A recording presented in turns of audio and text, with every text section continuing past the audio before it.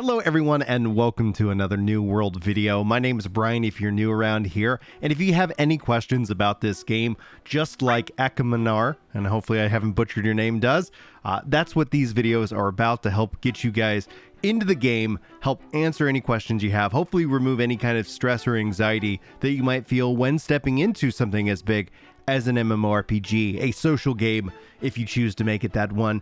And yeah, that's what I'm here to do. And just like Ekamar says, he says, what is your recommendation or advice to people like me that have not started to play this game?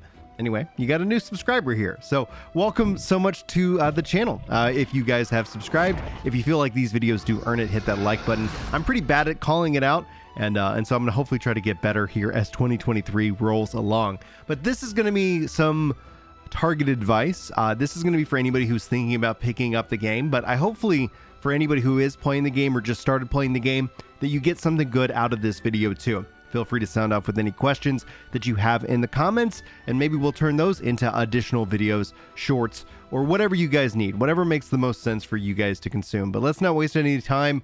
I do tend to have longer intros than most, but let's go ahead and dive in. Now, first and foremost, the first thing that I always want to say, this is what I say about any game, and this is where I get in some hot water. Some people will get really pissed at me about this answer. Remember that it's just a game. Now, I'm more of a mid-core player. This is life, work, kids, but I love video games. They're a big part of my life. They always have been. But it's also important to remember to take breaks. If you feel like the game isn't, vibing with you, if you feel stressed, if you feel like you have to play the game, those are some telltale signs that it might be time to kind of look at either playing another game or make sure that you're investing in your life itself. I'm not dogging on anybody who makes video games their be all end all. I'm just saying that life is more than just the game itself. And that's what keeps me probably out of kind of that hardcore tier in definition, even though in passion, I would think that I do tend to fall into that line. Now, whether you want to believe from a skill perspective, that could always be another discussion for another day. But for me, I always like to make sure that I'm having fun.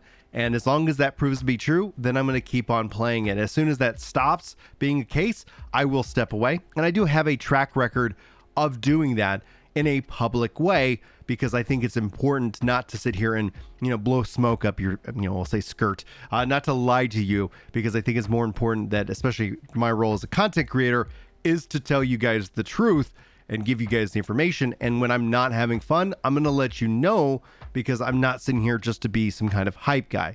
I do tend to get hyped. That's just the way in the nature of it. But again, this isn't about me. I just wanted to clarify that, because I'll tend to see kind of comments like that. So hopefully that's me getting ahead of some of the comments on today's video. Now, New World, this is kind of another thing I like to kind of, preach from this pulpit in this case, is that New World's end game, and if you think of end game as the stuff that you do once you hit the level cap, when people think the true game begins, isn't like your normal MMO. And this is where a lot of people get kind of thrown off guard. New World's endgame begins at level 1. When you step into this world, you're in the end game. You're in all the different kinds of things that you can take part in. Now, there's certain contents like Outpost Rush, that's the level 60 20v20 PvP content that opens up at level 60 once you've reached level cap in this game. But the end game begins at level 1 because there's all these different supporting systems, and that's the residue or the kind of the byproduct of some of the sandbox elements of this game. Whether you want to participate in those or not, that's going to be up to you. Or if you just want the theme park elements of this game, where you have the quests and the certain kind of guided content that a lot of people tend to associate with MMORPGs now. I view this game as a sand park. The sandbox meets the theme park, and I think that's where the future of the MMOs is destined to be. You might not like sandbox content. Good news, there's theme park content for you. You might be frustrated with the clones of theme parks out there. Good news, there's sandbox content. Could they do better in this game? Yes. I think that's where, and one of the reasons I like encouraging more voices. Be sure to use the in-game feedback system.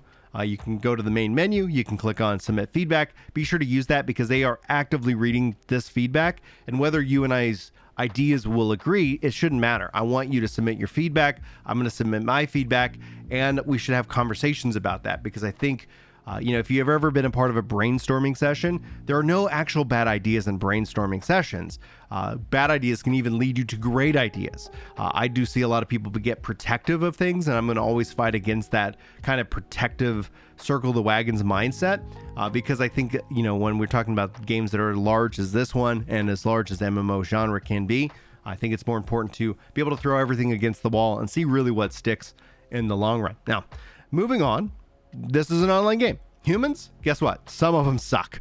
And you're going to have and run into them because they play this game just like they play every other game. If anybody ever tells you a game isn't toxic, most likely that's a red flag, because either that person is in the cult of that game, and don't get me wrong, MMORPG communities can become cult-like, and this isn't exclusive to any one game. This is just the nature of it, and the aspect of community, the aspect of kind of towing the line, is a byproduct of kind of the most passionate. That's probably a better word, passionate. And that in and of itself is something to be aware of, especially because if you think you can't you find yourself in a cult, chances are you might. And they've seen studies on this. In fact, there's a great YouTube channel I like, the Y-Files, talked about the accidental cult, a marketing campaign that actually became a cult.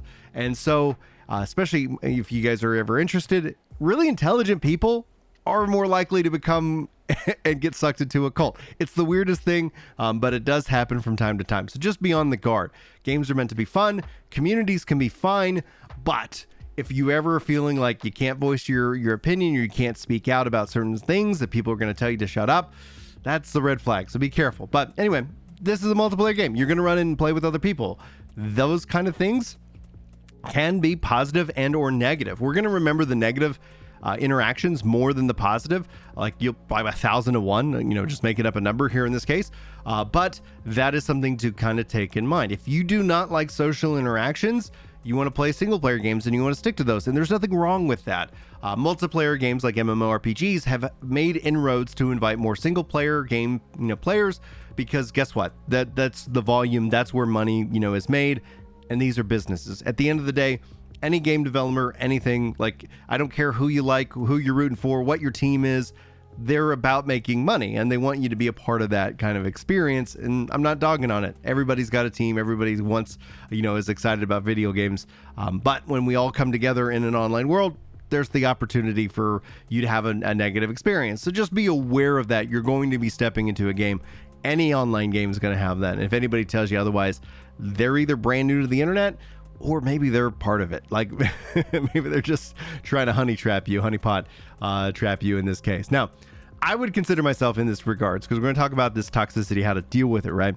I'm a mid-core player. Now, hardcore players and casual players have toxic sides. Just because you're a casual doesn't mean you can't be toxic. Just because you're hardcore doesn't mean you have to be toxic in this case. All flavors and all ways of, how you enjoy games can have that negative connotation to it. So let's break it down. Hardcore toxicity really comes in, from my perspective, is when you have a player who's unwilling to teach other players the ropes. They're here, they know the content, they're hardcore, they know and have read every little thing about it and expect everybody to be on the same level as they are, but unwilling to help people get on that same level. I have no problem with a hardcore player who is absolutely passionate about the game, knows everything about the game. That's great. We want more of them. You cannot have an MMO without the hardcore and the casual. Like, these are symbiotic relationships. These are not adversarial, but sometimes you'll see them presenting in this kind of adversarial way. Like, oh, it's because the game is just filled with casuals that it's not doing well, or it's just because the game's filled with these hardcore PvPers or something like that. These are just excuses that people make up because they don't truly fundamental and understand the nature of these kind of games. But my dissertation aside, hardcore toxic does exist.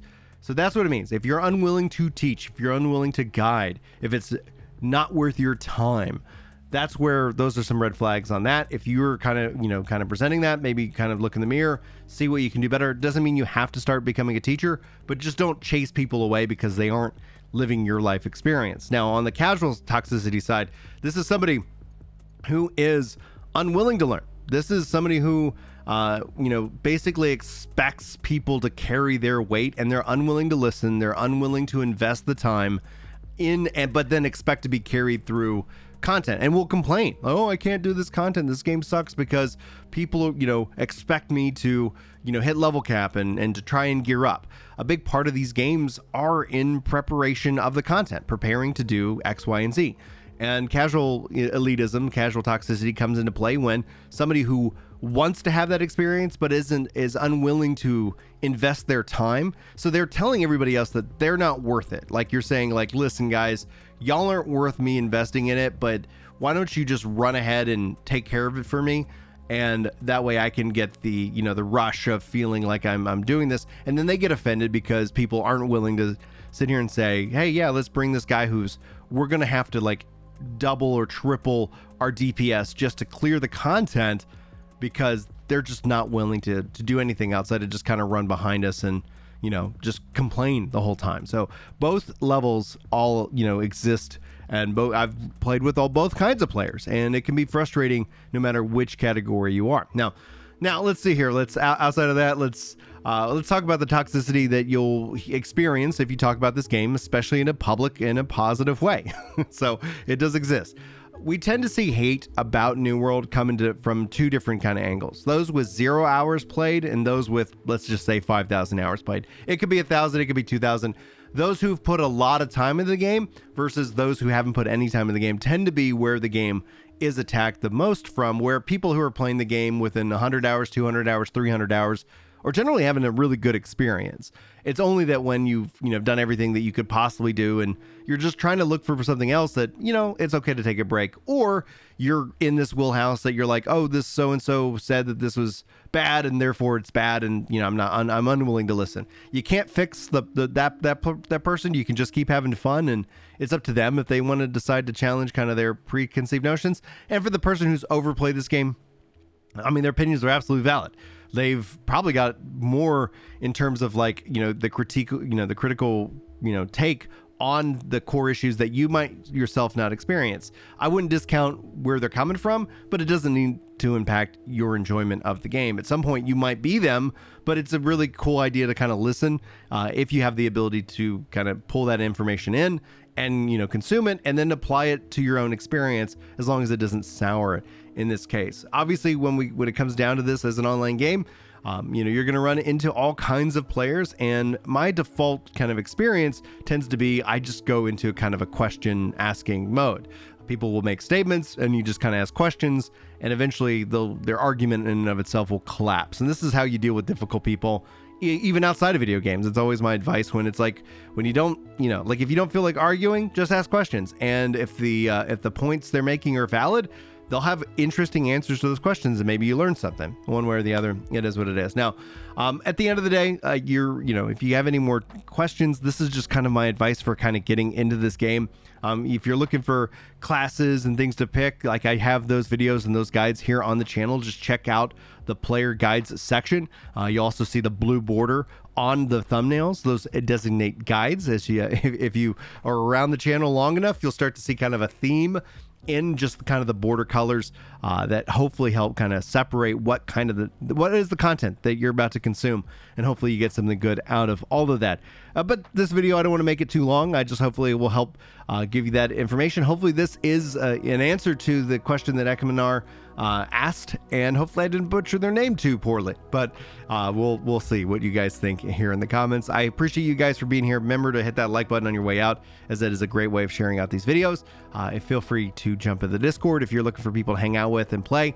And outside of that, just have the best day ever as best you can, and let me know if there's anything I could do to help. Thanks so much for watching. Thanks so much for listening. Hopefully you have a great day. Hopefully I'll see you next time. But until then, take care.